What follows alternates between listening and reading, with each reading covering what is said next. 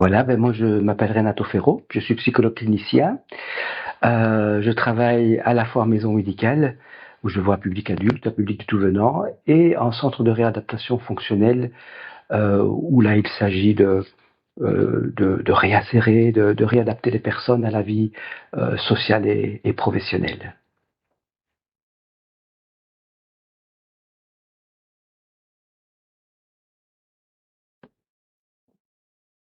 Quelle trace psychologique le harcèlement laisse-t-il même des années après? Oui, effectivement, le harcèlement laisse des traces des années après parce que c'est une blessure qui est invisible chez la victime qui est adulte, en fait. C'est une blessure invisible, profonde, mais qui laisse vraiment des marques au niveau des fondations intérieures de la personne, des fondations de sa personnalité, puisque souvent le harcèlement a eu lieu à une époque, à un moment, souvent là, pendant l'enfance ou pendant l'adolescence, où la personne était en train de se construire, de construire sa personnalité, de construire ses fondations identitaires.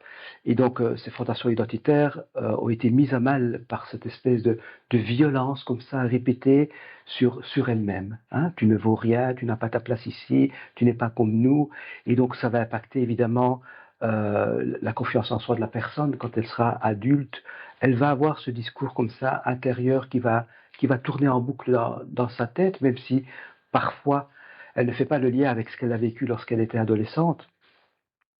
Il va y avoir un sentiment de non-appartenance à un groupe. Enfin, ça va être difficile pour elle, en tout cas, d'appartenir à un groupe parce qu'elle va toujours se poser des questions sur ses compétences relationnelles, sur qui elle est, sur comment on va la juger, surtout. Il y a vraiment une peur de l'exposition chez la personne, chez la personne qui a été harcelée. Peur de nouveau que ça recommence, peur que de nouveau qu'il y ait un jugement. Et puis évidemment, il y a cette peur de faire confiance aux autres. Hein. Donc vraiment, toute cette construction identitaire va être mise à mal par le harcèlement qui a été vécu lorsque la personne était jeune et qui va se retrouver par diverses façons d'être, par divers symptômes, lorsque la personne sera adulte. Est-ce que cela détruit durablement la confiance en soi? Oui, bien sûr, ça détruit durablement la confiance en soi parce que le terme harcèlement le dit, hein, c'est un discours répété sur soi-même. Hein. Lorsqu'il y a des insultes qui sont épisodiques, la victime peut encore s'en protéger en développant un esprit critique concernant ces insultes. Mais lorsque c'est répété à chaque fois, c'est un petit peu comme si l'esprit intégrait le fait que puisque c'est répété, c'est vrai. Et donc à ce moment-là, on va pouvoir malheureusement intégrer ce discours du bourreau comme étant son propre discours. Et évidemment, quand on a les critiques sur son physique, sur sa façon d'être, sur des choses qui peuvent parfois paraître anodines, c'est difficile de construire sa confiance en soi, surtout parce que euh, chez les adolescents, si je prends le cas des adolescents, souvent, pour se construire, on a besoin de se comparer aux autres. On a besoin de se comparer à un groupe de référence. Et c'est très très important pour les adolescents de se comparer à un groupe de référence. C'est comme ça que les adolescents s'individualisent finalement. Ça peut paraître paradoxal de s'individualiser en appartenant à un groupe, mais en appartenant à un groupe de leur âge, à un groupe qui partage leur intérêt, on va pouvoir se détacher du groupe des parents, du groupe de la famille. Et donc c'est comme ça que peu à peu, on va avancer de la vie, hein, dans la vie par identification à des groupes différents.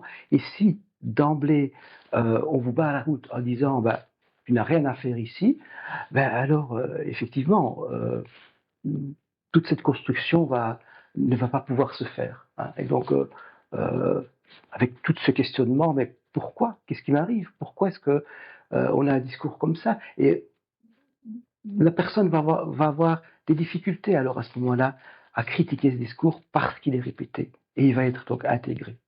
Donc la confiance en soi, effectivement, elle n'est pas construite, elle n'est pas suffisamment construite en tout cas.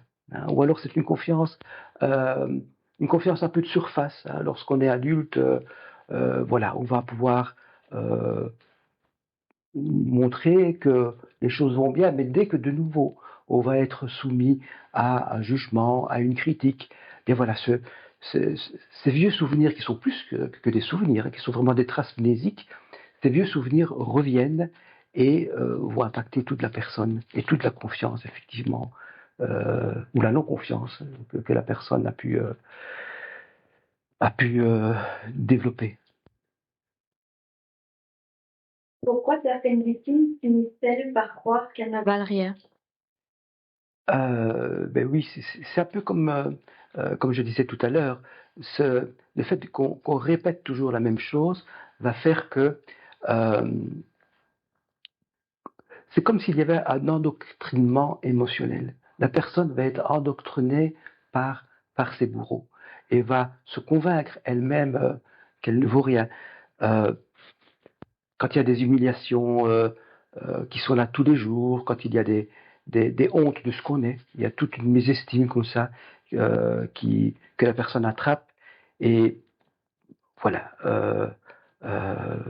tout ce discours tourne en boucle. Et donc, finalement, lorsque les adultes n'interviennent pas pour pouvoir relativiser ce discours auprès des adolescents, ben, l'adolescent n'a pas, ou l'enfant n'a pas de, de levier sur lequel s'appuyer pour pouvoir construire une autre image de lui, en fait. Voilà pourquoi cette mésestime se construit de cette manière. Donc c'est vraiment la répétition qui est désastreuse. Le harcèlement peut-il modifier durablement le cerveau ou la manière de fonctionner du corps? Oui, bien sûr. Le harcèlement, eh bien, c'est un produit des alarmes à l'intérieur du corps. Hein. On se sent en danger. Et quand le corps se sent en danger, il va émettre toute une panoplie, je dirais, de mécanismes pour pouvoir affronter ce danger, hein, qui sont des mécanismes de gestion du stress à travers, par exemple, des hormones de stress qui vont apparaître, à travers, voilà, à travers toute une hypervigilance, toute une alerte, qui est positive au départ, hein, puisque c'est grâce à cela que la personne va pouvoir s'extraire d'un danger. Hein.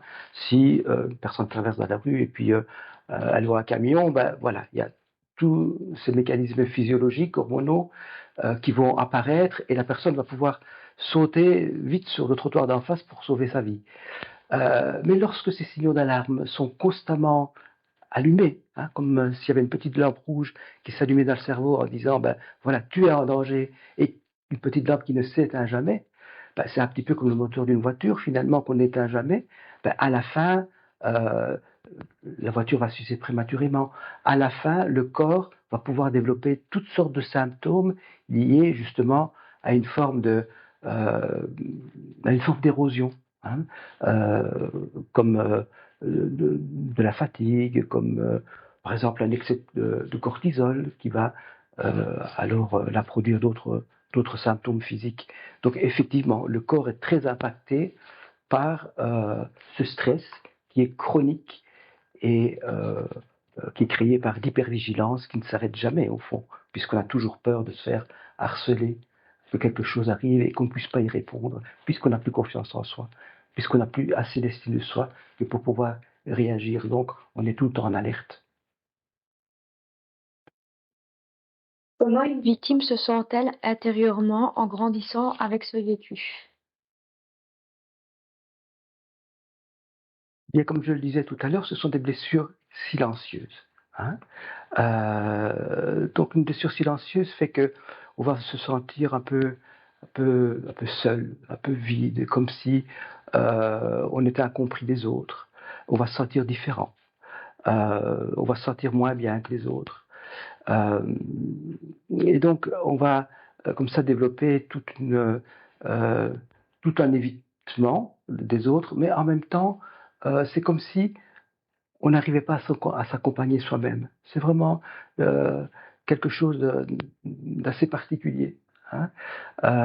Voilà, avec évidemment en plus cette hypervigilance dont je parlais tout à l'heure, qui est qu'on a toujours peur, on a toujours la crainte, cette anxiété comme ça qui ne s'arrête jamais, que quelque chose à nouveau puisse arriver par rapport à ce jugement, par rapport à cette humiliation, par rapport à cette honte qu'on ressent. Les personnes qui ont été victimes d'harcèlement ressentent beaucoup de honte, comme si c'était vrai que ce qu'on disait d'elles-mêmes euh, avait une certaine assise réelle. De la honte et aussi beaucoup de culpabilité, en fait. De la culpabilité de ne pas pouvoir réagir parfois comme on le voudrait, mais la personne n'a plus les ressources à ce moment-là pour réagir comme on le voudrait, parce qu'il y a cet endoctrinement qui est là, parce qu'il y a toute cette composante émotionnelle qui fait que on n'arrive plus à gérer son stress convenablement, et donc on ne sait plus intervenir convenablement auprès des personnes qui vous ont qui sont susceptibles de vous humilier à nouveau, par exemple. Hein. Donc, moi, je pense que si on pourrait résumer les choses en un mot, euh, c'est vraiment cette grande solitude face, finalement, à un monde qui va paraître hostile à la personne. Hein. Euh, euh, voilà, c'est ce que la plupart de mes patients me disent, mais j'ai l'impression d'être seul au monde et que personne ne me comprend. Et en plus, je ne sais pas comment faire pour me sortir de là si ça m'arrive à nouveau, ou bien quand j'entends une critique, j'ai l'impression que les autres me regardent, ils s'attendent à ce que je réponde quelque chose, mais j'arrive pas à répondre parce que je ne sais pas comment répondre, parce que j'ai peur que ma réponse elle-même produise à nouveau un jugement, à nouveau une critique. Et donc voilà, c'est vraiment un isolement comme ça, émotionnel et affectif, parfois, parce qu'on a peur vraiment de nouer des relations saines, hein, et qui est très dommageable pour la vie, pour le futur de la personne, évidemment, hein, de la victime adulte. Est-ce comparable à un traumatisme comme ceux vécus par des soldats, les stress post-traumatiques? C'est pas tout à fait la même chose, dans la mesure où le stress post-traumatique de guerre ou de catastrophe, eh bien, c'est un choc qui a lieu une seule fois. Hein. La personne elle a peur de mourir et donc elle développe vraiment toute une réaction psychologique et physiologique par rapport à cette peur de mourir. Le harcèlement, lui, c'est plutôt un traumatisme relationnel répété. Ce traumatisme relationnel répété va empêcher la personne de se construire, un petit peu comme une érosion.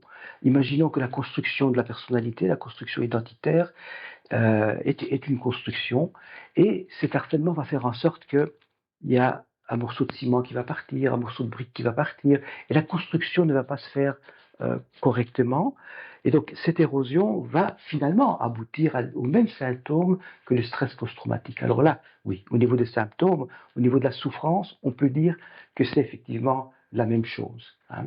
Il y aura une hypervigilance, il y aura des cauchemars, il y aura des reviviscences, il y aura tous ces symptômes-là, mais au niveau du mécanisme de comment ça s'installe, c'est deux choses un petit peu différentes.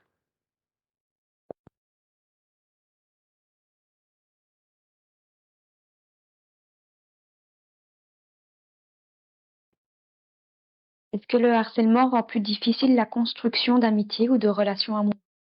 Oui, tout à fait, tout à fait.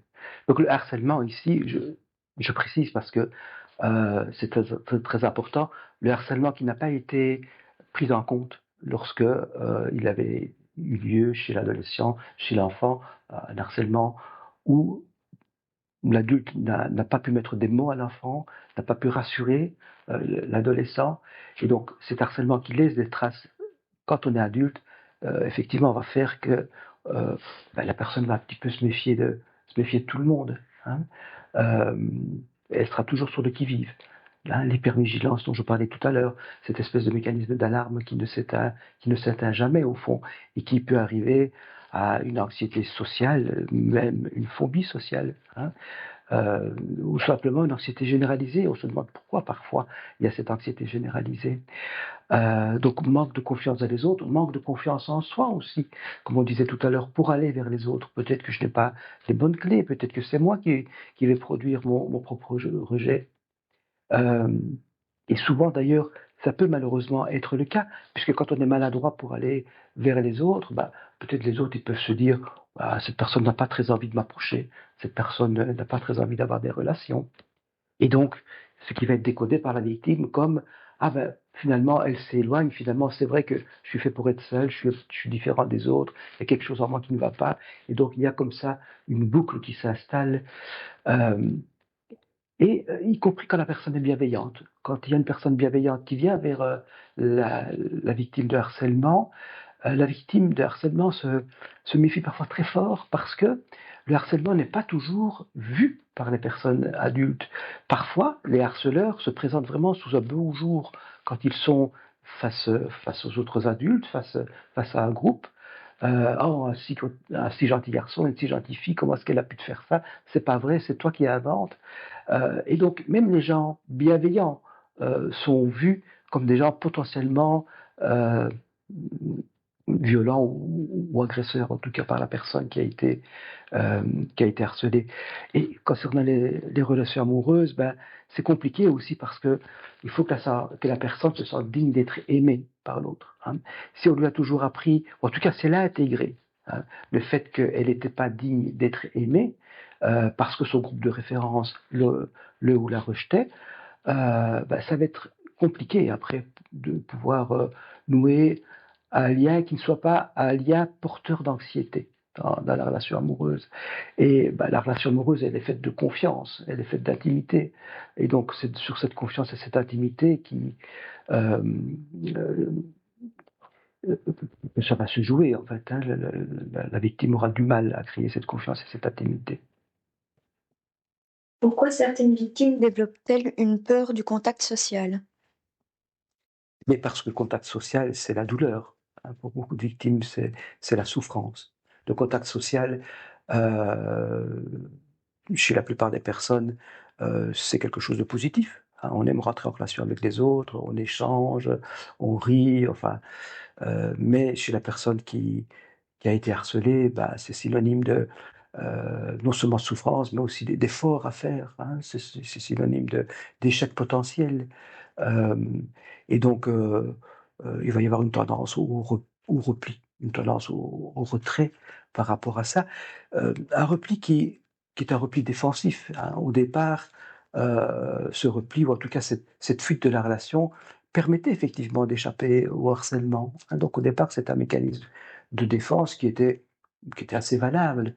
Mais malheureusement, on a appris avec le temps à se construire sur un comportement de fuite et même à développer, pour les cas les plus sérieux, une personnalité vraiment évitante. Donc, oui, le contact social n'est pas vu comme quelque chose de valorisant et donc n'est pas du tout valorisé et fui.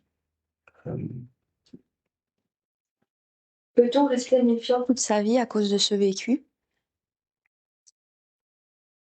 on peut rester méfiant toute sa vie lorsque ce vécu euh, n'a pas été repéré par des personnes extérieures comme des adultes, lorsque on n'a pas aidé l'enfant, l'adolescent à mettre des mots dessus, lorsqu'on n'a pas reconnu la souffrance, bref, lorsque il n'y a pas eu ce levier externe finalement à la relation entre la victime et les harceleurs, un levier externe qui a pu dire mais c'est pas normal ce qui se passe. Hein, et l'image qu'on te présente, ce n'est pas la réalité. Moi qui suis un tiers extérieur, je peux te le dire et je comprends aussi ta souffrance.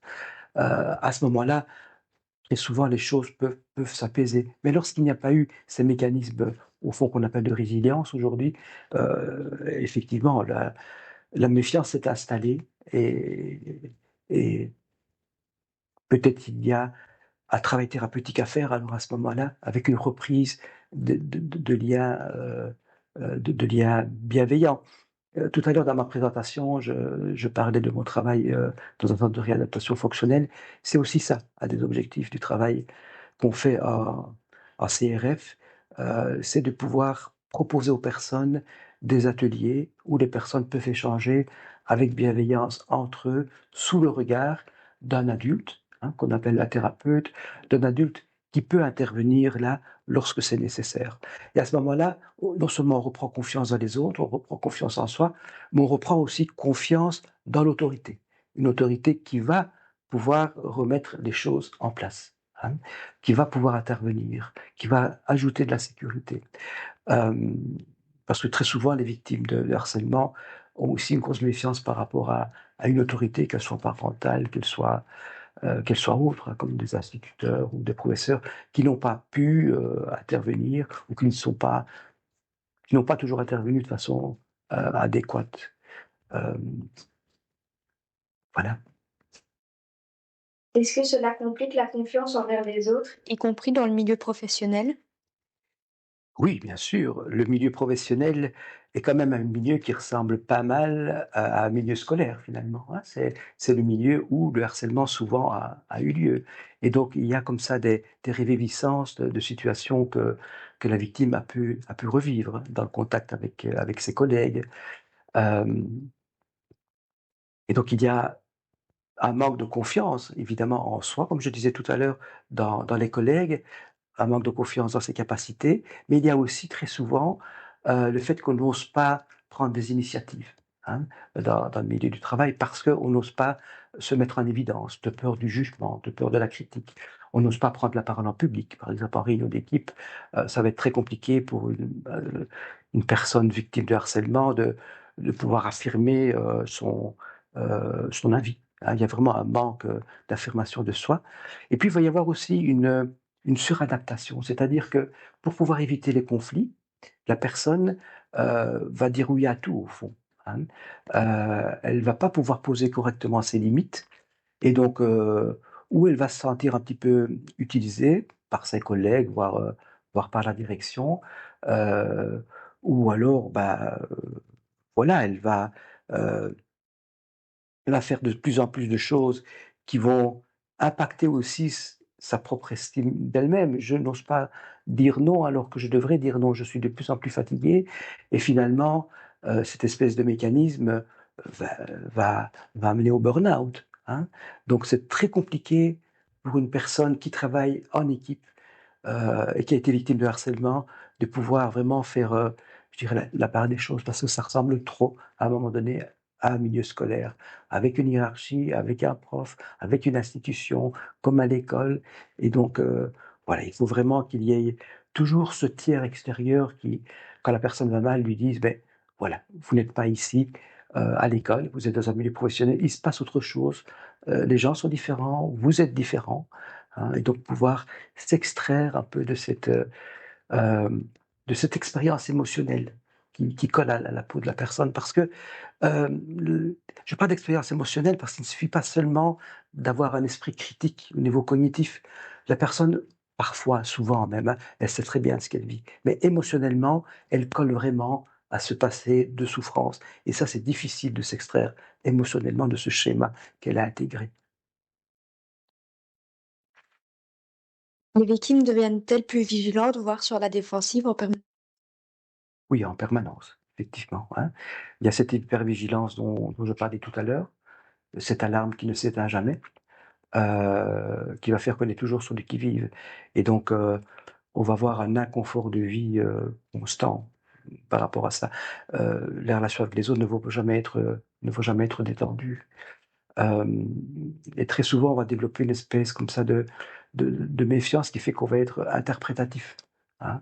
Heu, alors certaines personnes disent, parano, mais non, pas parano évidemment, ça c'est une définition psychiatrique. Simplement, on va pouvoir interpréter des choses, de la manière dont elles nous ont fait souffrir quand on était, en période de harcèlement. C'est-à-dire, on va les interpréter tout le temps négativement et soit cette interprétation va faire en sorte que ça va nous figer, hein, on ne sait pas quoi répondre parce qu'on imagine que ce que la personne vient de dire est négatif, alors que peut-être ce n'est absolument pas négatif à notre rencontre.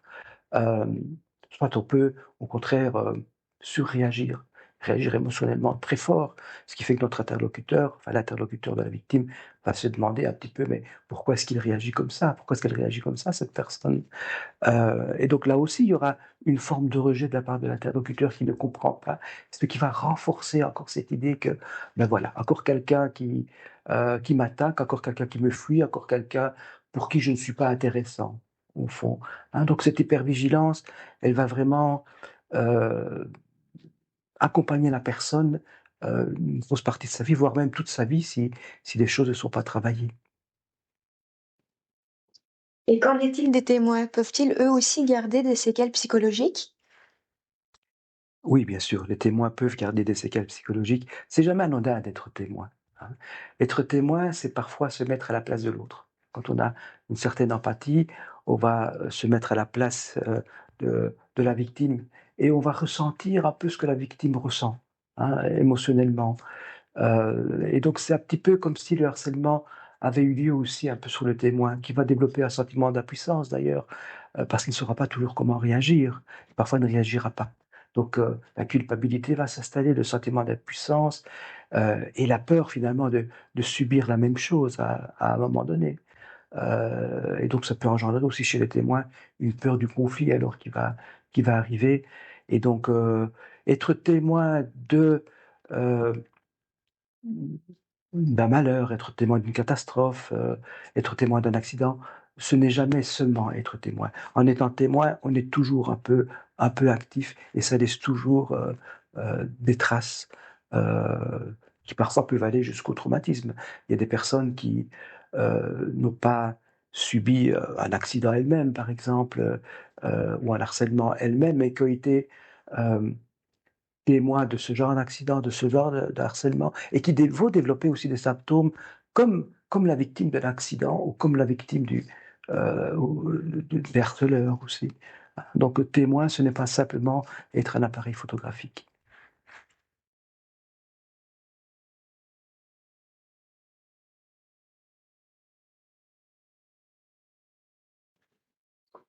Est-ce que le harcèlement peut entraîner des troubles comme les insomnies, maux de ventre, migraines? Oui, bien sûr, le harcèlement qui n'a pas été travaillé, heu, va entraîner toutes sortes de symptômes physiques. Quand je dis qu'il n'a pas été travaillé, c'est-à-dire qu'il n'a pas été, verbalisé, où les émotions n'ont pas pu être, exprimées. Le harcèlement qui n'a pas été reconnu aussi, hein. Heu, à ce moment-là, il va y avoir, toutes sortes d'émotions qui ont envie de sortir d'une certaine manière, hein. Le corps et l'esprit sont liés. Quand elles ne peuvent pas sortir en mots, quand on ne peut pas, ce qu'on appelle nous les psychologues, symboliser les choses, alors à ce moment-là, c'est un peu comme si le corps prenait le relais, hein. Donc il va y avoir un tas de symptômes, ceux que tu as cités, mais il va y avoir aussi des symptômes comme des nausées, par exemple, hein, des douleurs chroniques, beaucoup de fatigue. Et ces symptômes sont à prendre vraiment au sérieux, hein. Parfois, on a l'impression, notamment chez les adolescents que, ouais, il veut pas aller à l'école, il dit qu'il a mal à l'estomac, mais finalement, voilà, on va pas faire attention à ce qu'il dit, on va l'obliger à aller à l'école et puis, les choses rentreront dans l'ordre. Heu, mmh, je pense qu'évidemment, si c'est des symptômes qui arrivent de temps en temps, on peut bien avoir mal à l'estomac et tout n'est pas psychologique, hein. Mais si c'est répété, alors à ce moment-là, c'est un signal d'alarme qu'il y a autre chose qui est derrière, hein. Et ces symptômes, je pense notamment à la fatigue chronique ou alors aux douleurs diffuses, à ce qu'on appelle parfois, la fibromyalgie, sans trop savoir ce qu'il y a derrière d'ailleurs. Ça peut continuer à l'âge adulte, hein. Le corps de l'adulte, il peut, heu, parler pour des choses qui n'ont pas été dites quand l'adulte était jeune, quand il était adolescent, quand il était enfant, hein. Hem et d'ailleurs, quand le harcèlement n'est pas pris en charge par un adulte responsable, que ce soit un instituteur, un parent ou un psychologue, heu, le jeune va avoir beaucoup de mal à parler. En général, il y a comme une forme de pudeur à parler de ses émotions, de ses sentiments et surtout de sa souffrance, puisqu'il y a une culpabilité aussi à parler de sa souffrance. C'est un peu dommage, mais cette culpabilité, cette honte, elle est là, hein. Et puis il va y avoir aussi, heu, beaucoup d'adolescents, qui au fond sont très protecteurs pour leurs parents, hein, même si les parents parfois ne s'en rendent pas compte, parce que c'est un âge où parfois on ne et fort heureusement d'ailleurs, on n'écoute pas toujours ce que les parents veulent, veulent faire passer. Enfin, on écoute, mais on n'obéit pas. Parce que l'adolescent, il a, sa propre vie à essayer de créer, hein. Il a testé aussi ses limites pour devenir grand. Mais il n'empêche que l'adolescent, il est quand même très protecteur par rapport à ses parents et donc parfois il ne va pas dire certaines choses à ses parents de peur de leur faire de la peine, de peur de leur créer de la souffrance ou de peur de les mettre en échec parce qu'il se dit: «Bah, mes parents ne sauront pas comment gérer les choses, donc je ne vais pas dire tout ça» et donc on va garder tout ça en soi, mais le corps et l'esprit, c'est la même chose, c'est lié. À un moment donné, voilà, c'est un peu comme s'il y avait, c'est une image qu'on emploie parfois, un petit peu trop de vapeur dans la cocotte minute, il faut que ça sorte d'une certaine manière et ça sort par les symptômes, physiques. Alors à ce moment-là, qui ressemblent très souvent d'ailleurs, aux symptômes qu'on a, lorsqu'il y a du stress, lorsqu'il y a de l'anxiété. Mmh.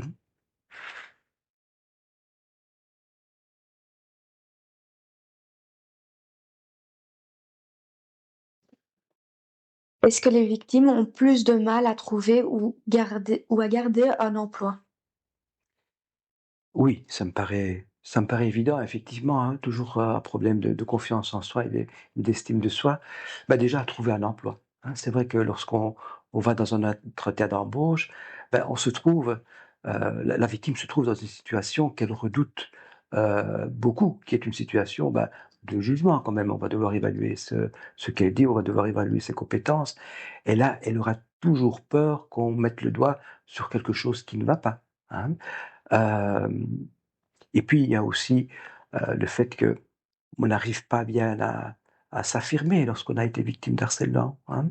La parole n'est pas facile, on a peur de prendre, la parole en public bien souvent et donc bref, on ne pourra pas, lors d'un entretien d'embauche, donner un peu la mesure de ce qu'on vaut, hein.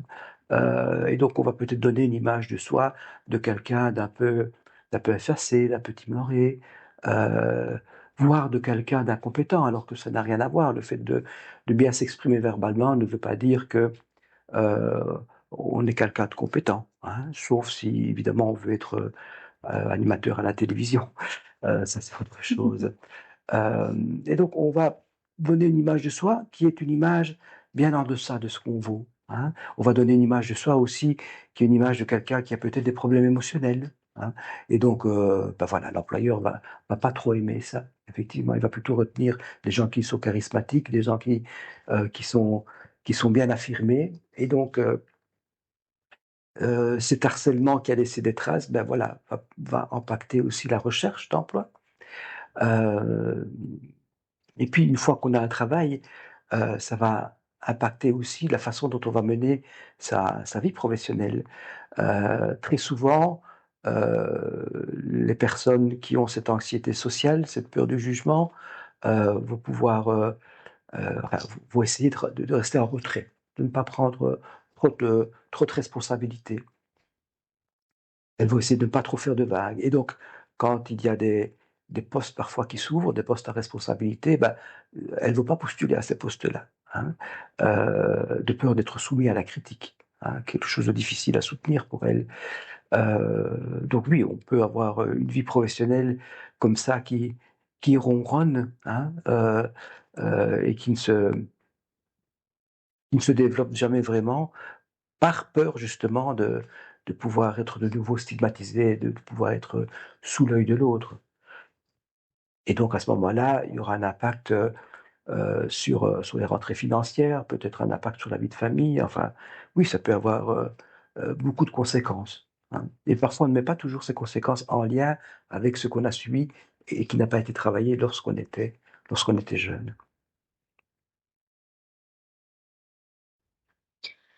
Pourquoi certaines vivent-elles une peur excessive de l'autorité ou du jugement de leurs supérieurs? Ah oui, c'est une question effectivement assez intéressante parce que, en général, on peut se dire que le supérieur, hein, chez quelqu'un qui n'a pas, subi du harcèlement, le supérieur, c'est quelqu'un qui est là pour mettre de l'ordre, hein. Quand quelque chose ne va pas, il intervient, hem, mais justement, c'est très souvent ce que les victimes de harcèlement n'ont pas eu, hein. Hem, les adultes dans leur entourage n'ont pas été suffisamment alertés, soit parce que le jeune, par honte, par culpabilité, cachait ce qu'il subissait, heu, aussi parce que Très souvent, il reprenait à son compte la parole du bourreau et devenait un bourreau pour lui-même. Donc, bah, au fond, ça valait pas la peine de dire que tout le monde le trouvait moche, puisqu'il se trouvait moche lui-même et que c'était la réalité en quelque sorte. Donc il n'y a pas eu d'intervention des adultes, des interventions adéquates, voire même parfois des interventions, quand il y en a eu, elles ont parfois été inadéquates parce que, heureusement, aujourd'hui, avec des associations comme Solidam et plein d'autres associations, on essaye de sensibiliser les adultes qui ont un contact avec les enfants et les adolescents à ce problème, mais ça n'a pas toujours été le cas. Hein. Il fut un temps, les adultes prenaient un peu ça à la rigolade, en pensant dédramatiser les choses. Donc c'était pas par malveillance. Mais du coup, voilà, ils ne sont pas parvenus à réagir de façon adéquate parce qu'ils ont tellement minimisé que la souffrance n'a pas été prise en compte. Hein. Et donc, il va y avoir une méfiance de l'autorité par rapport enfin, de la part des victimes, autorité qui n'intervient pas ou qui parfois peut être vécue comme complice, mais une autorité aussi qui est jugeante. Hein, une autorité à un moment donné qui va pouvoir dire toi tu fais bien les choses, toi tu fais pas bien les choses. Et donc on a vu que cette crainte-là, elle est toujours là évidemment chez la personne. Donc l'autorité, ça peut être le danger d'une stigmatisation, hein, le danger de nouveau d'être dans une forme de souffrance. Euh, voilà, mais heureusement, parfois, cette autorité intervient même en retard, mais elle intervient à ce moment-là et les choses peuvent se régler. C'est important de pouvoir aussi donner ce message d'espoir que on n'est pas, même si les traces durent aussi à l'âge adulte, on n'est pas toujours euh, obligé de subir les choses à un moment donné. Voilà, on peut rencontrer ce qu'on peut appeler un tuteur de résilience, quelqu'un qui vous dit, il me semble qu'il y a quelque chose qui ne va pas, on peut en parler, et puis je peux peut-être t'orienter vers Solidam ou vers autre part. Est-ce que cela change leur manière de réagir dans les conflits ou face à des responsabilités? C'est très compliqué les conflits, évidemment, hein, puisque ça ramène à justement à cette capacité de, de réagir face à quelque chose qui produit de la souffrance. Hein. Euh, il y a trois façons de réagir. Euh, la première façon, c'est peut-être le fait de rester figé. Hein. Euh, on est tellement parfois impacté par ce qui se passe, par la violence qu'on subit, par les moqueries, les humiliations. On ne sait pas comment réagir. Hein. Euh, et notamment, ça, c'est un mécanisme, le mécanisme euh, où on est, comment dirais-je, oui, on est paralysé comme ça. Ça existe notamment dans les abus sexuels, hein, ou dans les viols, où les personnes, les victimes, euh, n'ont pas réagi et donc elles ont été considérées comme consentantes puisqu'elles n'ont pas réagi. Mais c'est justement une réaction qui est un peu paradoxale, mais c'est la réaction d'être figé, de se sentir paralysé, hein, de ne plus pouvoir rien faire. Et dans les conflits, effectivement, parfois on peut se sentir paralysé. Il n'y a plus de mots qui viennent et voilà, on se laisse faire. Mais il y a aussi la fuite qui peut être là, hein, fuir le conflit, comme on l'a dit tout à l'heure. Ça a été longtemps aussi une stratégie, qui n'est peut-être plus valable aujourd'hui, mais ça a été une stratégie euh, productrice d'apaisement. Ou alors, on va au contraire surinvestir ce conflit parce qu'il y a plein de choses qui vont remonter, parce qu'on va être très interprétatif aussi. Hein. On va peut-être imaginer des choses plus négatives qu'elles ne sont, et dans ce cas, on va peut-être rentrer dans une forme de rage aussi. Hein. Donc, tout cela pour dire que gérer convenablement un conflit avec suffisamment de distance, mais suffisamment d'affirmation de soi en même temps, pour ne pas se laisser faire, c'est très très compliqué chez une personne qui a subi du harcèlement.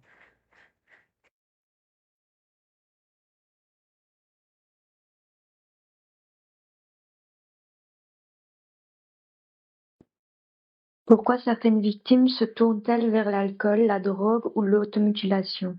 Hmm.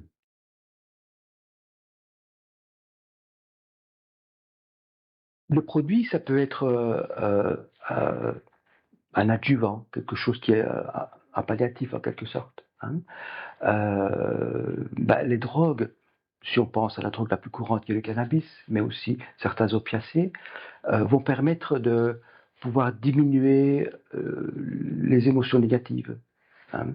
En tout cas, ça va donner l'illusion, évidemment, dans un premier temps. Ça ne va rien résoudre du tout, que du contraire même. Hein. Ça va ajouter des problèmes aux problèmes, mais on peut avoir l'illusion que on se sent mieux en prenant des produits. Et comme ces traces psychologiques du harcèlement ont fait que on ne sait pas bien réguler ses émotions, on ne sait pas vraiment comment y réagir. Voilà, les opiacés vont permettre peut-être de pouvoir donner l'illusion qu'on réagit aux choses en se calmant. Pour l'alcool, c'est parfois un petit peu différent parce que beaucoup de personnes peuvent utiliser l'alcool pour au contraire se désinhiber. Hein. On a vu que la parole n'était pas facile quand on avait été victime de harcèlement, la prise de parole en public notamment. Or, il y a certains métiers où on a besoin de prendre la parole en public, hein, quand on est délégué commercial, quand on doit présenter un produit, etc. Et dans ce cas, la prise d'alcool va permettre cette désinhibition nécessaire à pouvoir, à pouvoir être plus extraverti, à pouvoir parler plus. Et évidemment, la prise d'alcool répétée, on sait très bien que ça mène vers l'alcoolisme, et là aussi, ça ne résout rien. Puis tout ce qui a trait à l'automutilation, par exemple, à la douleur. Hein. Quand on perçoit de la douleur, on perçoit moins des émotions négatives. Et c'est parfois plus facile d'avoir mal que de ressentir des émotions négatives. Et donc des personnes qui font de l'automutilation, c'est vraiment pour diminuer ces émotions-là. C'est pas, peut-être on peut rassurer certains parents, ce ne sont pas des tentatives de suicide à proprement parler, même s'il faut s'alarmer, évidemment, on ne fait pas de l'automutilation comme ça pour rien, pour s'amuser, hein, c'est qu'il y a un problème grave derrière. Mais c'est vraiment pour pouvoir détourner l'émotion et la mettre sur la souffrance physique. Et puis ça donne aussi l'illusion qu'on peut contrôler les choses. L'émotion, c'est difficile à contrôler. Mais la douleur physique, voilà, on sait où elle va atterrir lorsqu'on s'occupe avec une lame. On sait, oui, on a l'impression de contrôler un peu plus les choses, ce qui nous arrive en tout cas. Le risque suicidaire reste-t-il élevé même des années après la fin du harcèlement? Lorsque le harcèlement n'a pas été travaillé, j'aime bien toujours commencer par cette phrase-là, parce qu'il n'y a rien qui est il n'y a rien d'inéluctable. Oui, il y a beaucoup d'études en fait qui montrent qu'effectivement, il y a il y a beaucoup de souffrance psychique, hein, comme on l'a dit jusqu'à présent, qui est là. On a une mauvaise santé mentale et associée à la mauvaise estime qu'on a de soi, le manque de confiance qu'on a de soi, le fait qu'on a l'impression d'être moins que les autres, hein, qu'on n'est pas, finalement, qu'on n'est pas assez apte, assez bien pour faire partie des groupes, hein, heu, qu'on est comme ça vraiment en retrait et qu'on ne mérite que ça, va faire en sorte qu'on va moins avoir, l'envie ou en tout cas moins avoir le réflexe d'aller demander de l'aide quand on ne va pas bien. De toute façon, les autres ne peuvent pas me comprendre, de toute façon, je suis différent d'eux, de toute façon, on va encore se moquer de moi. Et donc, voilà, ce retrait, va faire en sorte que, mmh, le risque de suicide va être, beaucoup plus élevé alors à ce moment-là. Est-ce que des troubles alimentaires comme l'anorexie ou la boulimie peuvent être liés à ce vécu? Ça peut être lié, oui, ça peut être aussi des symptômes, heu, comme dans tout malaise d'ailleurs, hein. La boulimie évidemment, c'est une façon de pouvoir remplir ce vide affectif, hein.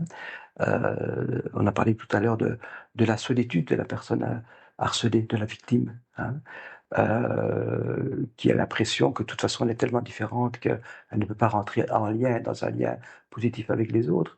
Donc pouvoir se remplir d'autre chose. Ben, parfois, on peut se remplir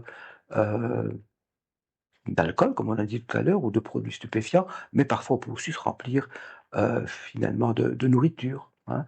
La nourriture, c'est quand même quelque chose qui fait du bien, c'est quand même quelque chose qui fait plaisir. Il y a même un auteur dont je n'ai plus le nom qui dit que la nourriture est une caresse intérieure. Hein. Donc c'est une façon aussi de se faire du bien. Et puis la nourriture, bah, c'est quand même euh, un lien symboliquement, c'est le lien à la maman, hein, la maman ou le papa, peu importe, mais le lien aux parents nourriciers. Hein. Ce lien nourricier, ben, il est censé vous apaiser.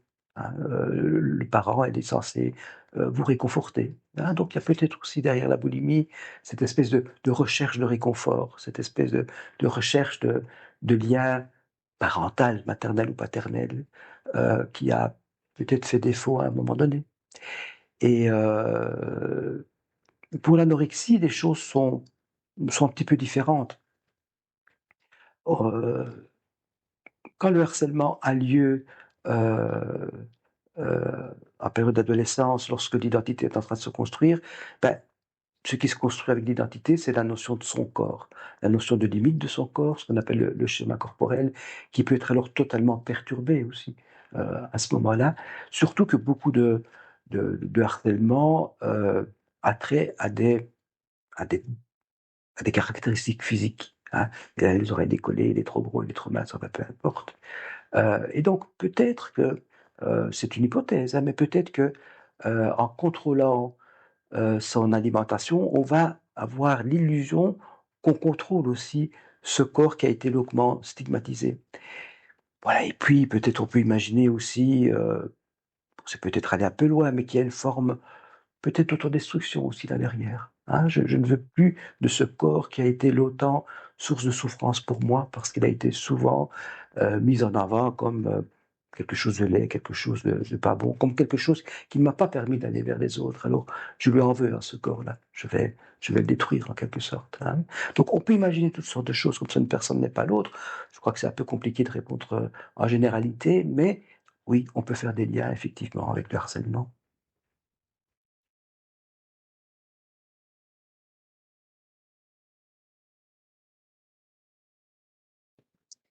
Comment un accompagnement psychologique peut-il aider à retrouver confiance en soi? Hem, Ben, tout d'abord, l'accompagnement psychologique, ça va être peut-être pour les victimes de harcèlement, la première relation vraiment bienveillante qu'elles vont rencontrer depuis longtemps, hein. Non pas parce qu'il n'y avait pas de personnes bienveillantes autour d'elles, mais aussi de par ce retrait social, hein, de par le fait que de par cette peur d'aller vers l'autre, à partir du moment où on accepte d'aller voir un psychologue, ben, le psychologue est quelqu'un qui va écouter votre souffrance sans la juger, essayer de la comprendre, mais sans la juger. Donc il y a une, une relation positive qui va avoir lieu avec l'autre. Hein. Donc l'autre peut-être ne va plus être euh, vu sous son angle dangereux ou malveillant, mais voilà, il y a cette idée que l'autre peut être aussi quelque chose qui peut vous apporter du bien-être, qui peut vous apporter du réconfort. C'est important cette relation, mais évidemment, ça ne s'arrête pas là, hein. Il y a aussi toute une thérapie, toute une stratégie à mettre en place, avec, avec la victime pour pouvoir surtout démanteler toutes ces toutes ces idées toxiques que la victime a d'elle-même, hein. Pour pouvoir, atteindre, ce schéma émotionnel négatif en quelque sorte, hein. Heu et donc il y a beaucoup de, de discussions autour de ce que la personne a vécu, il y a de la relativisation, mais il y a aussi de la compréhension. Hein. C'est là qu'on atteint l'aspect émotionnel. Et donc peu à peu, la victime va reprendre plus de pouvoir sur sa vie. Parce que peu à peu, elle va se détacher de cet endoctrinement dont je parlais tout à l'heure, pour pouvoir reprendre un peu de pouvoir sur ses idées en quelque sorte, hein, pour devenir plus elle-même, jusqu'à s'accepter avec ses défauts. Le but n'est pas de dire vous n'avez aucun défaut, les autres ont menti, mais c'est de s'accepter avec certains défauts, effectivement, en disant, ben, après tout, euh, je suis comme ça et, et personne n'a rien à dire. Hein. Voilà, puis il y a d'autres techniques évidemment qui existent. Il y a de l'hypnose, il y a le MDR, il y a tout ça. Mais vraiment, la chose la plus importante, c'est cette capacité que la personne va attraper à créer de nouveaux liens positifs avec les autres. Et c'est ça qui va être tout doucement réparateur. Hein, changer un schéma qu'on a en tête, un schéma négatif, par d'autres schémas positifs. Quelles thérapies ou approches sont efficaces pour travailler sur ces blessures?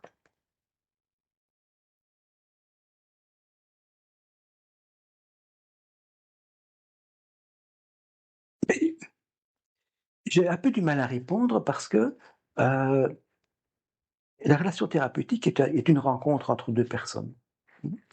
Avant d'être une technique, c'est une rencontre. S'il y a une rencontre entre un psychologue, une psychologue et une victime, euh, j'ai envie d'appeler une personne ici, hein, parce que dans la rencontre, il n'y a pas une victime et un soignant, il y a deux personnes qui se rencontrent. Euh, Si la rencontre se passe bien, si les deux personnes s'entendent, s'il y a de la bienveillance, ben c'est déjà quelque chose de très important. Hein. Euh, Si cette rencontre ne se fait pas, mais qu'un psychologue vient avec toute sa technicité, ça va pas bien marcher. Hein. Donc, la première chose, c'est qu'il y ait cette rencontre, et c'est-à-dire que parfois, voilà, tous les psychologues ne correspondent pas à tous les consultants, à tous les patients. Et puis, c'est vrai qu'il y a des choses à mettre en place. Euh, euh, Bah, les techniques les plus connues et qui fonctionnent bien, ben, ce sont des techniques qu'on appelle cognitivo-comportementales. Hein. Mais il n'y a pas que ça. Hein. L'écoute, parfois l'écoute psychanalytique peut être très importante, au contraire. Ça dépend de quoi le patient a besoin. Hein. Euh, des techniques d'hypnose, des techniques de MDR, des techniques de désensibilisation, enfin voilà, il y a plein de techniques qui sont là, mais j'ai moins envie d'insister sur ces techniques qui existent, mais elles existent, ça veut dire qu'on peut se sortir d'un mauvais pas, heureusement. C'est plus cette rencontre qui ne s'est jamais faite finalement dans la vie de la victime, cette rencontre positive, c'est là que j'ai envie d'insister, parce que c'est très important. Pourquoi est-il essentiel de réussir à mettre des mots sur ce qui a été vécu? Mhm.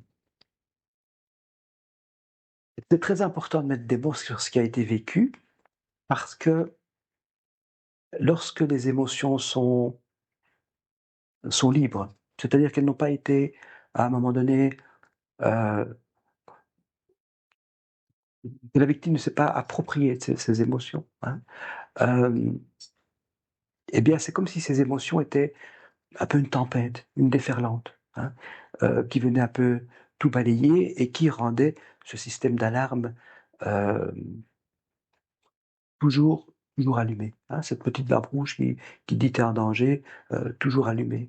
Mettre des mots va permettre à un moment donné de circonscrire un peu les choses, de canaliser un peu ces émotions, d'un peu de les domestiquer et de reprendre peut-être un peu du pouvoir sur ces émotions qui sont libres comme ça, hein, un peu comme une tempête qui passe et puis qui peut tout détruire.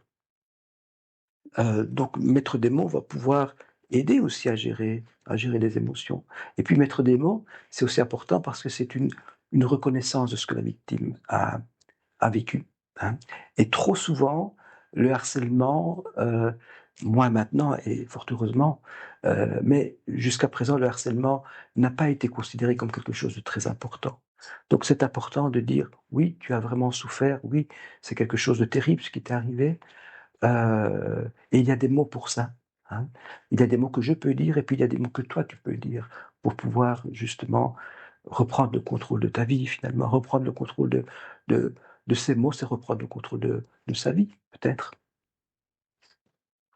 Comment une personne peut-elle se reconstruire lorsqu'elle a été brisée relationnellement?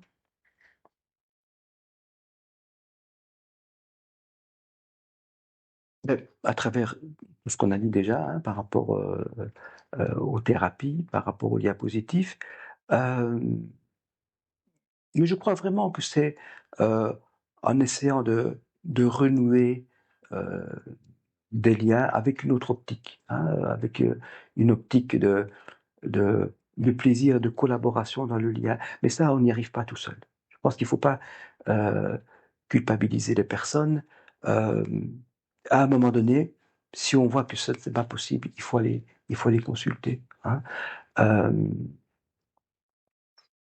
on ne va pas y arriver tout seul parce que ces anciens schémas de pensée, ces anciens schémas émotionnels vont revenir de toute manière. Mais je pense qu'il faut vraiment remplacer. Il faut s'ouvrir à nouveau au monde, s'ouvrir à nouveau aux autres avec un nouveau regard appris.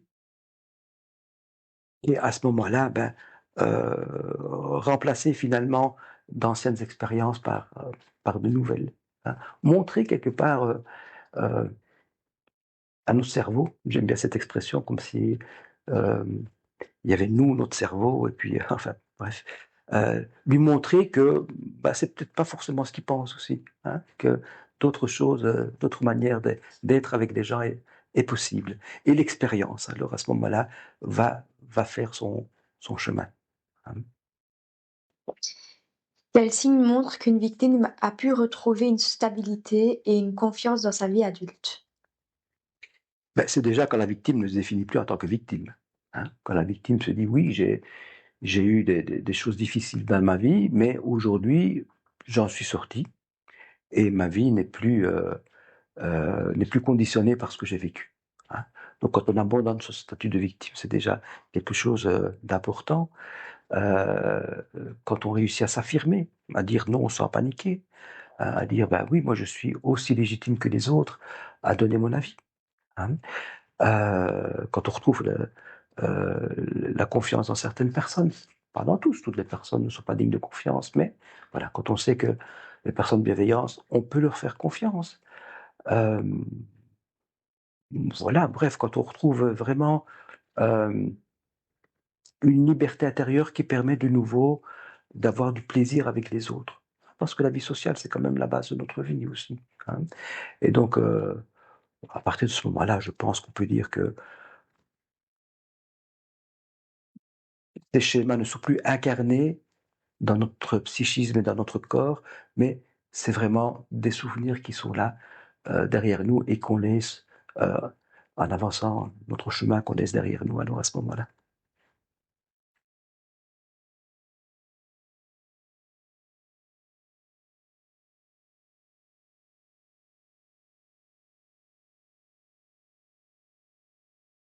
Un message euh, à passer aux adolescents, aux enfants aussi, enfin aux personnes qui se font harceler, et même aux adultes, hein, parce qu'il y a du harcèlement aussi, évidemment, sur les lieux de travail, etc. Chez les adultes, c'est vraiment de ne pas rester seul.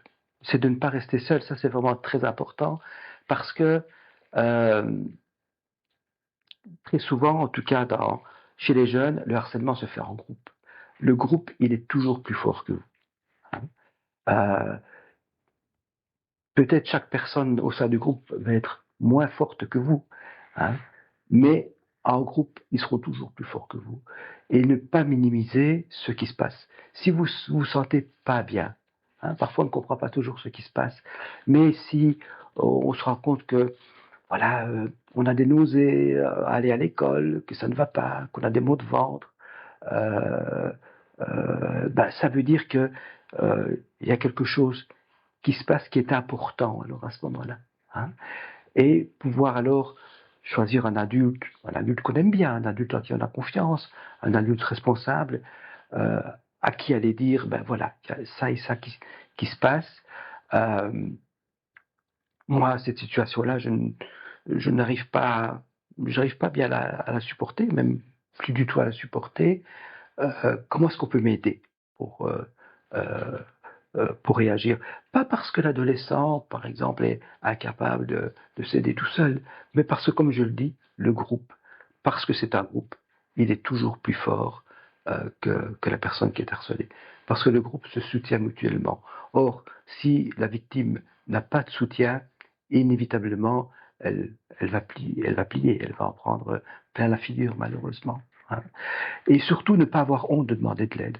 Parce que c'est tout à fait normal de demander de l'aide dans des situations comme ça. Comme on dit souvent maintenant, et à juste titre, la honte doit changer de camp. Hein. Les gens qui doivent être honteux, c'est des harceleurs, ceux qui se prennent plus fort parce qu'ils sont en groupe, parce que peut-être ils sont tellement faibles individuellement qu'ils ont besoin du groupe et qu'ils ont besoin d'avoir une victime pour se sentir fort. Ne rentrez pas dans leur jeu. Votre problème, c'est pas parce que vous avez des oreilles décollées, parce que vous vous habillez comme ça ou comme ça. Ils vont toujours trouver quelque chose pour se sentir fort par rapport à vous. Hein. Donc il ne suffit pas seulement de changer de coiffure ou bien de changer de vêtements. Ils vont trouver autre chose parce que le problème, il est ailleurs dans leur tête à eux. Donc surtout, allez trouver quelqu'un, un adulte à qui en parler, mettre des mots et demander conseil. Comment est-ce que je peux faire pour me sortir de là? Voilà, je pense que c'est vraiment sortir de l'isolement qui est le plus important. Hein. Et, voilà. Et puis après, des choses vont se construire avec ces adultes-là.